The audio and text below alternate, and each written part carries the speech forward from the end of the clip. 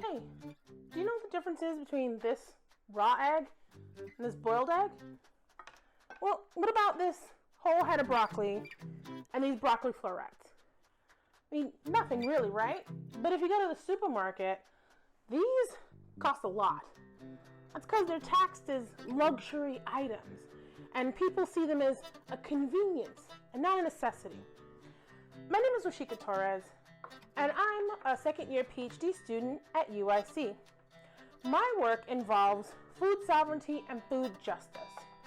What is that, you might ask? Well, food sovereignty is the right of people to determine food that is economically, socially, and culturally appropriate.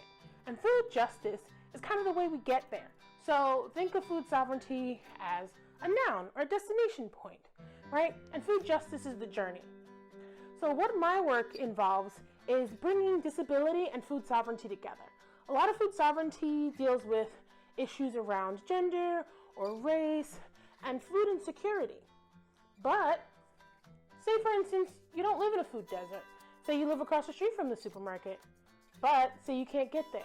Maybe there's, no sidewalks or no stop signs, or when you get to the supermarket, you can't even get through the aisles.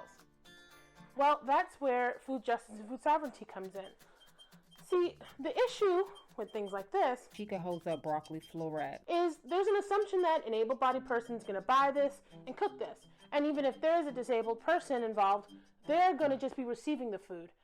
They're not going to be cooking or, preparing the food in any way. And they're certainly not going to be shopping, right? Wrong. And that's the problem. A lot of systems, especially food systems, are built for able-bodied people. So supermarket aisles are sometimes too low or too short for people to kind of navigate and manage, or there's no help in the store at all. Then what winds up happening?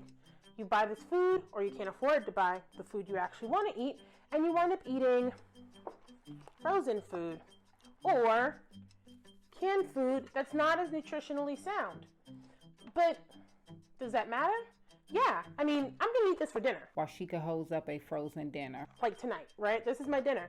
But that's because I chose to, not because I had to, right? I was able to find a safe and easy path to the supermarket. I was able to get my groceries. I was able to pay a reasonable price, and I was able to get home. But for a lot of people with disabilities, that's not possible. Getting transportation to, negotiating the store, and negotiating the way back home is really difficult. And my work seeks to look at different communities and the ways we can alleviate that. Some of it is through bringing awareness to issues within a store. Some of it is looking at different interactions with the environment, such as accessible routes and having maybe more or better buses running to and from grocery stores. So I challenge you to join me in trying to change the ways in which disabled people can and should be able to eat of their own accord. It's not going to be as hard as or different as apples and oranges. Sometimes it's just going to be the difference between broccoli and eggs. Bye. #Disability Rights in Black. Happy Black History Month.